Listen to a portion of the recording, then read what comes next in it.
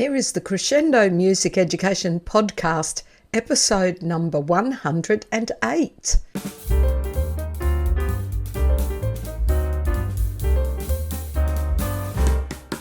And on this week's episode, I'm going to talk to Jeanette Shorey. Now, this episode is going to be really interesting. We're going to hear a little about Jeanette, and we're going to hear about how she uses storybooks in her classroom. And we get some other nuggets of fabulous and bits and pieces as we get to know Jeanette. Sit back and enjoy this episode with Jeanette Shorey. And welcome to the Crescendo Music Education Podcast. Today, I get to chat with Jeanette Shorey. Welcome, Jeanette. Thank you. It's good to be here, Debbie. I love chatting to people. And on the other side of the world, it still blows my mind that we can be chatting across the ocean like this. It is so cool. I love it. Yeah, I love it too. I'm going to start with your bio for those people who maybe haven't connected with you yet. Just give people a little bit of a background. So Jeanette Shorey is a national board certified music teacher with over 25 years of experience. Jeanette is an arts integration specialist, an instructional coach, a national presenter, and a mentor. She has presented at MEAs. I don't know, do you say MEAs or do you go MIA? Yeah. MEAs. MEAs all over the country. And you got to tell me what an MEA is. Actually, we better stop. What's an MEA? Music Educators Association conferences. Oh, okay. That makes sense. It covers all sorts of things, doesn't it? Yeah. And mentors music teachers through the Happy Music Teacher Academy. Jeanette is the author of resource books, Stories That Sing, and Stories That Sing Too. She is also the creator of the Happy Music Teacher podcast, which I might say I enjoy listening to, Jeanette. Thank you. So, listening to that brief bio that I fumbled my way through, sorry about that. Would you like to add to this little summary? Well, I've been teaching for, at this point, almost 26 years. I've taught everything from pre-K 3 all the way through 8th grade. I would say that my favorites are the really littles. I just absolutely love them, and I'm really good with them. This year I'm teaching pre-K, kindergarten, and 1st grade only, and I am missing my big kids a little bit because, you get to press them a little more. My passion is integrating storybooks into the music classroom, and I love to use storybooks to teach music skills. And I'm really enjoying, this is almost 2 years that I've had the Happy Music Teacher Academy, and that is definitely a passion project for me, and just a chance for music teachers to collaborate, to get professional development, and we're kind of growing and learning together all the time. I think I'm with you 100%. There's just nothing better than that, working together with other passionate professionals. It fuels you, doesn't it? It really does. And the thing is, as music teachers, we don't really have, we're on an island by ourselves. There's nobody with us, so it's so nice to, if you have a challenge, or if you're like, I really need to learn more about this or that, or you just want to get together. We have a coffee chat every month, and we'll get together and we will just chat about whatever. Sometimes it's like our personal lives. Sometimes it's, oh my gosh, I had that class today and help me with it, So that's kind of fun. It's really important. And I think that's how Crescendo came about too. It was just out of that need to be connected, and how useful I felt when I was connected to others, and I wanted to give that back and help provide a platform for that. So yeah, I absolutely agree. So on your website, which of course I will say right now, we will put all of the links that we mention in the show notes, because we need people to pop on and connect with you all over the place. So you can tell us maybe at the end all of the different places you like hanging out. And we'll put all those in the show notes. But on your website, it says resources and community for elementary music teachers. Get beyond the chaos, build confidence, find harmony. I do like that. Bit of a pun in there. Find harmony in your music classroom. Okay, so that sounds like amazing. So what do you offer in your internet presence?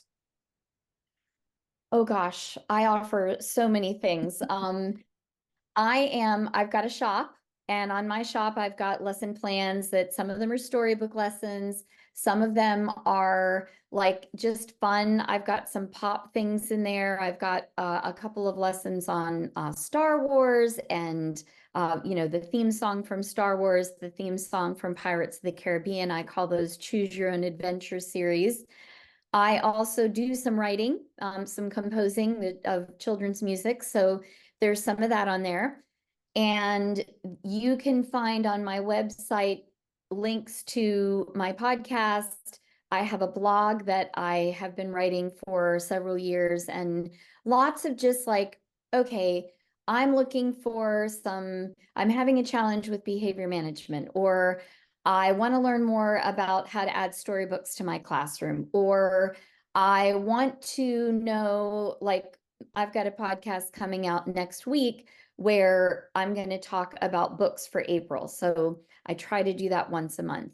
Then you can also find my Happy Music Teacher Academy. And in the Happy Music Teacher Academy, there are over 45 trainings that I have developed. And I'll go into the Facebook groups and look at what people are being challenged with and what the questions they're asking. And I'll be like, ooh, I can answer that. And so then I'll go in and I'll do a training in my academy specifically for my members.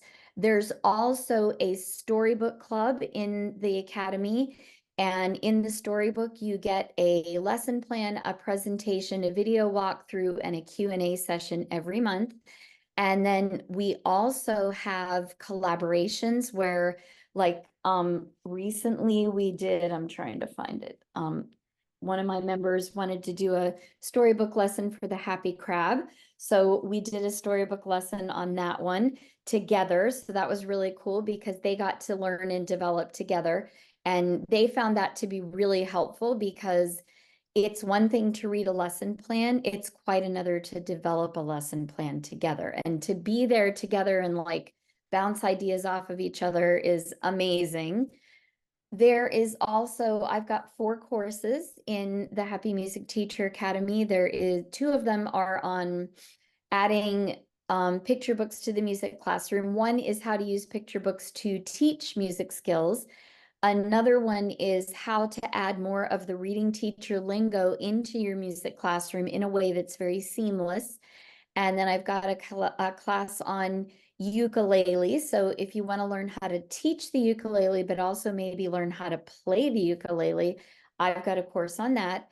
And then my most recent course is called Chaos to Calm, a step-by-step guide to running your classroom for success. And the sticky notes you see back there, that's how I sort of designed my course. And it has everything from how to make your classroom warmer and more inviting, how to make things easier to access, how to get beyond, like, how to add chaos into your classroom without it overtaking things, um, self-care strategies. I mean, there's a lot in there. How to design a lesson plan that, is really going to work and keep your students engaged. So I'm in the process of developing that. I've got a module up in there that people have started taking, and I'm hearing really good reviews so far. Well, that's so much. So It's a lot.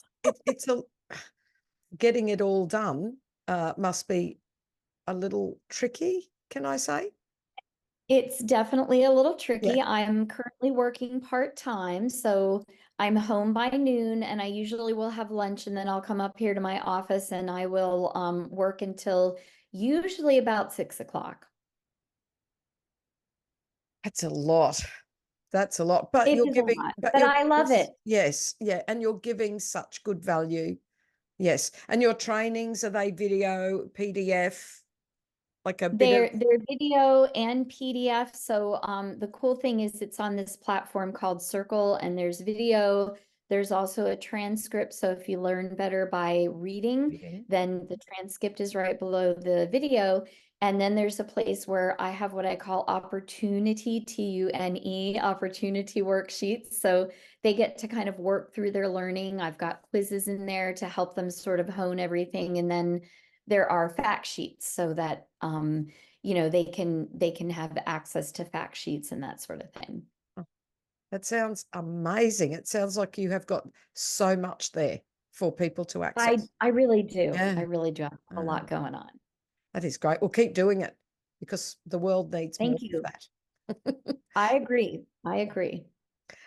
And I also think that experienced teachers should be giving back, you know. Um, Yes. it's part of the circle, isn't it? Absolutely. And that's one of the things when I'm in the Facebook groups and I am, seeing what people are struggling with. Mm. And it feels good to me to be able to give some of my knowledge back. I have struggled and struggled. Being a music teacher is hard. Nobody knows that except for us. Yeah, yep. Really a hard job. And part of my purpose is because I really, and even when I worked full time, I really enjoy my job. And it took me many years to get to the point where I'm doing things in a way that works. And I'm just really happy with what I'm doing. And my kids are learning and they're engaged and, things move quickly. And it's just, I want other people to experience that joy in their jobs because let's face it, we spend a lot of time in our classrooms. Yes, and it's not automatically a joy. Like it's very easy for people to go, "Oh, you sing and play games, you must love your job." No, there were times in my, 42 years experience that where I've gone, "Give me a different job for heaven's sake, get me out of here. I cannot stand it." Mhm. Yep. Exhausted, overwhelmed, demands from all sorts of places that you would not expect to be having to deal with. Um, it actually takes a long time, though, yes, music is a joy. The fact that we get to work in that field with children, oh my goodness, how lucky are we? But it's not happy, clappy perfection because you know some singing games and you have this opportunity. It's actually a really hard job until you get Mhm. the right mindset, pedagogy that works for you, the resources, the processes that work for you. Mhm. So Mhm. it takes a long time. Like you, I love, love, love my job now. But I cannot honestly say that my whole career I have loved my job. Nope, me neither. I had just like you periods where I was like, I can't do this anymore. I need to find another job, Mm-hmm. And about that time is when I started going, okay, how can I make this easier for myself? And not that I'm not a hard worker, because obviously I'm a hard worker, but how can I make things easier so that I enjoy what I'm doing? Because if I'm not, you know how they're saying, if mama ain't happy, nobody's happy. Yep. Yep. You Yep. know? No, I'm agreeing. Fluffing around with my lighting here. I'm looking very pale. Anyway, I am so in agreement with you. But let's get to the main topic because I really want to talk to you about storybooks, picture books, because this is the beginning of a little series on using picture books slash storybooks, in your music classroom. So I as love it. us, yeah, I know. Well, you were the first person I thought of. I've got to Well, start. thank you. Yeah, That's not, I feel honored. got to start with Jeanette if we're talking storybooks. So, as a little summary, so this episode we're doing just like a little overview. As a summary, how do you use storybooks within your room? the general how? The general house. So I pick picture books that are, let me show you in the Happy Crab, vibrant pictures. Um, you know, really cool illustrations, fun and adorable characters, anything that I think my students are going to engage with. And then basics like the things that are really easy to develop storybook lessons are anytime you've got a repeating pattern or a repeating rhythm, anytime you have a cumulative story where for example, Frog in a Bog has the frog grows a little bit bigger, and so we'll use the and the frog grows a little bit bigger, and every time we get louder and louder because he's getting bigger and bigger. So we talk about crescendo. I try to always find some music skill that I can focus on, and really I'm at a point in my teaching career with using storybooks that I can literally pick up any picture book and be like, okay, I know what to do with this. But that took a really long time. But I would say, like, if you've got repeating patterns, if you've got rhythms, like there's one storybook that I love called Wet Dog, and it's pat a pat, and shaky shake, shaky shake, shake. So those two patterns repeat, and then, you've got ti ta ta, so you've got a rhythm automatically. What I love about using picture books is you've got a theme. Like right now I'm using the honeybee and the robber because, we're in the middle of spring, or we've just started spring, at least here in the United States. I don't think you're in spring right now, are No, you? we're starting autumn, which is your Oh, fall. We don't I'm even so call it glad we're not fall. starting autumn. Yeah, but But mind you, so we're, where I live, it's still pretty amazing in autumn. You know, oh, that's I, good. you That's don't even sort of get a jacket out. I mean, you don't get a good. jacket out till winter, really, where I live. Okay, well, that's good. That's good. But anyway, we're doing spring, and I've got a whole bumblebee theme on, in my 30-minute classes, we read the book, then we watch, because I found this really cool YouTube video of the flight of the bumblebee. So we watch that. We talk about the fast music because that's, part of the whole theme of the day. We sing Bringing Home a Baby Bumblebee. And then I put out the scarves and I say that they're flowers, and we do the flight of the bumblebee again, and they get to walk, they get to fly around and hover, because the music changes. So we get to talk a little bit about form too. And on the hovering parts, they hover over and they sip the nectar, and then they fly around the room and try to find another scarf. So, and then we read the story again and we add some jingle bells to it. So I've got the whole theme based on the picture book. And to me, it is like the easiest thing to do. And with my little kids, I literally do a picture book every single week, and not just to read it. I mean, and they're not like the singing picture books, although I do use those sometimes. They're legit picture books that I'm using to teach some music skill. I might be teaching dynamics. I might be teaching fast and slow. I might be teaching melody, whatever it happens to be. I might be teaching a specific rhythm. So lots of things you can do with them. Yes, and that's a very different way. I know the way I tend to use my books is as a singing picture book or as a listening Right. activity to calm the children, or so using them thematically and as part of a whole sort of lesson and pulling those little bits out, they're all fabulous ideas. And yes, picture books, they're amazing, aren't they? They really are. And They I really think are. kids need to be exposed to them even more now than they used to. Yes, because we have more struggling readers all the time. We have more students in special ed all the time. Like literally, it's increasing every year. So we as teachers of the entire school, I feel like it's part of our responsibility Mm. to help in ways that we can. And what I like to say is when I'm reading a picture book, I'm getting beyond that roadblock that struggling readers have that are like, oh no, I don't like to read. I don't read, whatever. Mm. And they don't know that I'm teaching reading skills because, it's very intrinsically inclined, what's the word I'm looking for? Intrinsically connected.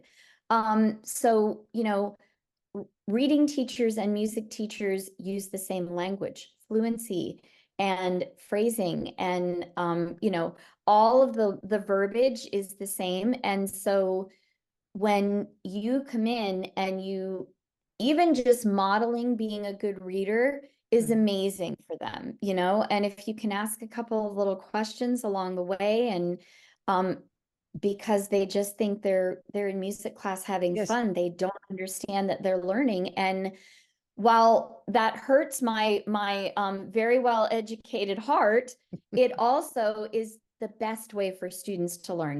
Play-based learning is where it's at. Oh, absolutely. Anyone that knows anything about child development knows that. And I also Yes. think another reason to do more books is that we need to counterbalance the increased screen time that children have. Oh, yes, absolutely. So Absolutely. help to build that love and that joy and all of those other things you're doing, like you said, subtly, fluency, vocab. I love the Mhm. Oh vocabulary my that gosh. you encounter in books and beautiful Mhm. picture books and the Mhm. play of the sounds and the words, as well as all of those musical things you can pull out. Yeah, I Abs- mean, you can do vocal exploration. You can work on what I call movement words or sound words. So if you've got jump and leap and run, those are all movement words. And sometimes you'll have a book that, like, there's one, I don't think I have it handy here, but it's called Dog on Dog. And they talk about the word jump, but they use like 6 different words for it. So then we go through and we search for the words and we're like, okay, let's find another jumping word. Oh, leap. Leap is a jumping word. Spring is a jumping word. And then we transfer that story onto the ORF instruments where we're talking about alternating hands for the running and hands together for the jumping. So then not only are they working on music skills, but they're working on vocab skills. And that's a big deal. And then you need to, if you're doing it, you need to tell the teacher, the classroom teacher, what you did. Because like today, I had somebody that was like, oh, did you guys have fun? And I said, we had fun, but you know what? We also learned about fast music and we learned about bumblebees and they asked really good questions, So Mm. I want to make sure that they know that yes, we're having fun, but we are also learning. I have a very set curriculum and we are learning every time they come in. Yes. And that's actually a little bit of a dilemma for music educators, isn't it? Because Yeah. people don't know what happens behind our Nope. closed doors. If you get Nope. a They new think we're in teacher, there yeah, singing and dancing. yeah, which we are, We are. but we're doing a hell of a lot more than that. And I love it when you get suddenly a random person, a new teacher aide with that special needs child, or, someone's come from behavior services to observe a child, or, so you get a different random person in your room. And I love their comments. It's like, um, do you do that all the time, every lesson? Do you do all of that stuff? That's, I love their comments because they have Do. no idea. I really think No, I don't know how to communicate the importance of what we do to everybody. I have a few ideas. we I put, have to yeah, just talk about it. we We do. have to just Mhm. like when and what I love to do is if my kids are doing a project, we write down on sticky notes or we write down on a worksheet, and then when we're done, I hand those to the classroom teacher. Or I will invite the classroom teacher in and say, listen, we're doing this really cool project. come on in, I would love, or I'll record it. If they can't come in, I'm recording it. And I remember one time I had a second grade teacher. I was at a school that I was brand new at, and she walked in and like, I don't know, 10 minutes left of class. And she walked out and she went to the principal immediately. And she was like, you would not believe what that music teacher was doing in there. I had like a Pete the Cat book, and I had Orff instruments, and I had non-pitch percussion. I mean, all the things were going on. Yeah. And that's gold. That is gold. Yeah. That's what you need. And there are ways around it, like you said. If they won't come and visit, because that's their, well, we call it non-contact time here. You probably call it planning time or whatever. They're doing other things, but there are ways around it. Like you said, record little snippets and send it to them. The newsletter, I like to use the school newsletter to put a little bit, oh, the year twos this week did blah, blah, blah, blah. And then the parents ask them about it. And I have been known, I'm quite okay to be called the crazy music lady. I have been known to walk into the staff room and people are going, how are you going, Debbie? And I'll go, the grade ones learned Tar and TT today. I'm so excited. They can read and write their first rhythmic elements. Yes. Love And they it. just look at me. But I'm going, well, I want them to know I am genuinely excited that these kids Yeah. can do that. I'm not really acting.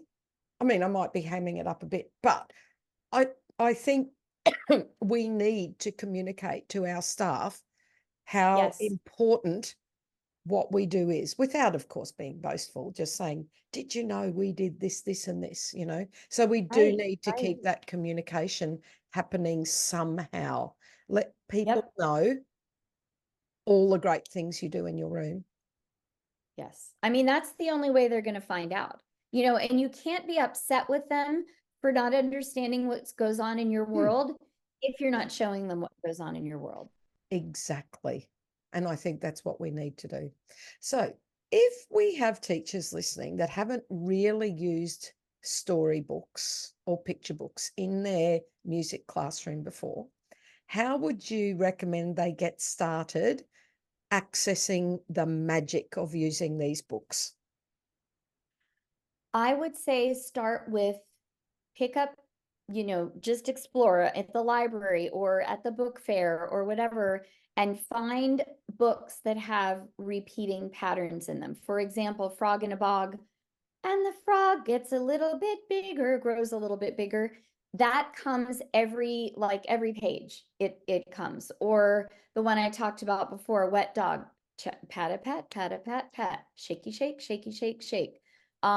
Look for sound words like I don't know, bang and crash. And I've got, I don't know if it's back there, not back there right now, but I have one called Crash Bang Donkey, and that one is all about a donkey that he brings his whole like orchestra and he's playing all this music, and the farmer is like, the animal's like, no, you have to be quiet. So we have the opportunity to talk about soft and loud.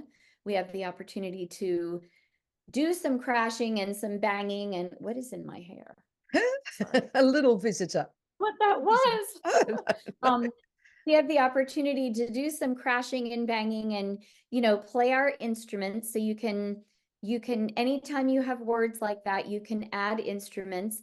For Frog in a Bog, it's cumulative. So every like he swallows the fly, and he swallows, I can't remember off the top of my head all the things he swallows, but you could add an instrument for everything that he swallows. I don't recommend doing that with really little kids because that gets confusing, but with bigger kids like second grade, you could do something like that. Um, and then movement words. There is let me see if I have any of them here. Oh, Boy Can He Dance. Boy Can He Dance. So this one has repeating patterns, round and round, plop, plop, plop, scrape, scrape, scrape. So, you want to look for those words in there, and that's a really easy way to get started. yes. So just choose one, find that in a book, think, I'm going to try this. I'm going to get the kids to clap this repeated pattern, or I'm going to get some kids to play it on a drum. Then we can pass the drum around. Just find a simple way to get started. Yeah, Love that. exactly. Love And that. don't be afraid. The kids aren't going to know that you're experimenting on them. Don't be afraid to experiment, see what works. If you need help, reach out to me. We're going to give all my contact information in a couple minutes, I'm sure. Please reach out to me because it is like, to me, so important that all music teachers are integrating literacy into their Yes. classrooms because it's so important for our kids. Yes. And we And it's so can do much it. fun and it makes our job so much easier. Yes. And we're doing such a service to our Yes. students by doing that. Yes. Yes. We are really helping. I agree. Now, we're coming up to the end of our first episode. You've given us such a good introduction, and my mind wants to go check out my bookshelves. So, before we go, though, for our first episode, do you want to just give us, you already have really, but some nuggets of fabulous, some tips, tricks, and ideas, which you've been doing all episode. But I still like to specifically ask nuggets of fabulous, and then we'll find out how to get in contact with you. So I like to, when I'm designing a lesson plan, a storybook lesson plan, or any kind of lesson plan, but I go to my pre-K teachers and my kindergarten teachers, and they write me a list of all the themes that they're working on. And then I try to pick the picture book. So it makes it easier for me. I'm like, okay, we're talking about spring. So I've got the frogs and the bees and the flowers and the baby animals and the bunnies. And, so I try to pick books that are going to go with their themes. So that's like a really easy way to do it. And then my lesson goes like this always. We have a hello song or a greeting of some sort. If I'm teaching bigger kids, I do something different with them.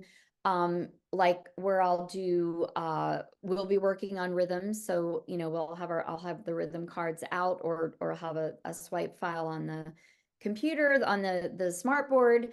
So they're actively engaged the minute they walk through the door. Then usually we'll do some sort of a singing game or vocal exploration. With my littles, we'll do a finger, like some sort of a finger song, finger puppet or finger, I'm bringing home a baby bumblebee, something where they're using their hands because fine motor skills are a big deal. Then we'll read a story. After the story, I always have some sort of a movement. And then from the movement, we'll go back, usually reread the story. Now we're talking quick books. I've got 30-minute classes, so I'm jamming a lot into my 30 minutes.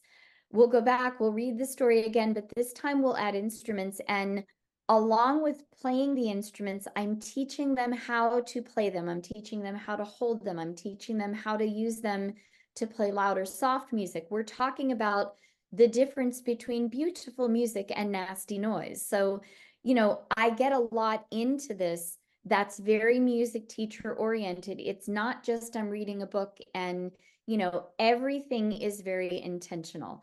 And then if we have time, we might do another movement and then we'll do our goodbye song and they're out the door. Yes. So that nugget of how you do that planning, that must save you so much time in the planning of the lessons.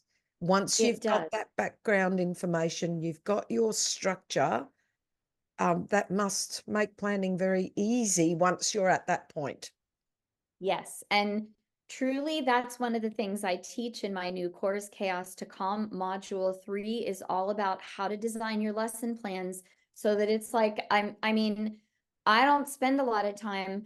I will spend more time writing the lesson up than I do actually planning it because I'm looking at the book and I'm going, okay, there's some repeating patterns in here. There's some sound words. There's some movement words. We're going to use all the things. And my whole lesson is done. And I've got the format because of the books. It is like truly the easiest way to plan. Mm. That is certainly much food for thought and absolutely nuggets of fabulous. I thank you. Before I leave you, and you've got to come back, we've got to talk about some specific books, but tell people how you would like them to get in touch with you.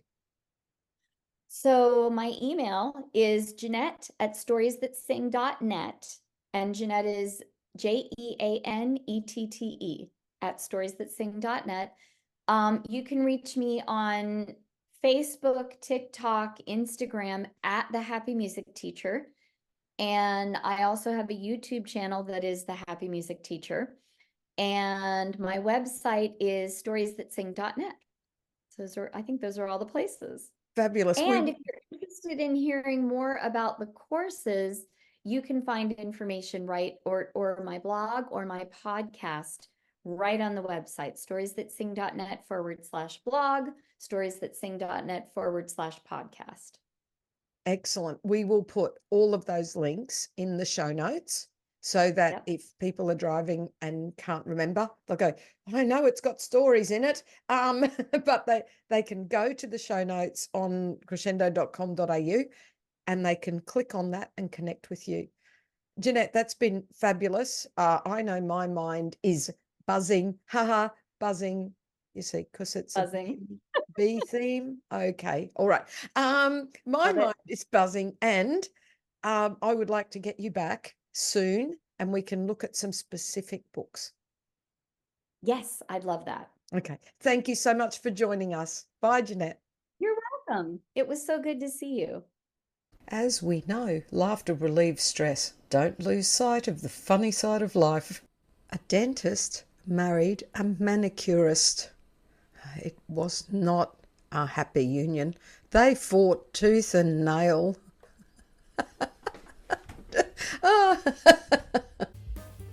Thank you so much for watching our Crescendo Music Education podcast. For more information about all things Crescendo, including membership and music education resources, visit us at crescendo.com.au. Don't forget to like and subscribe.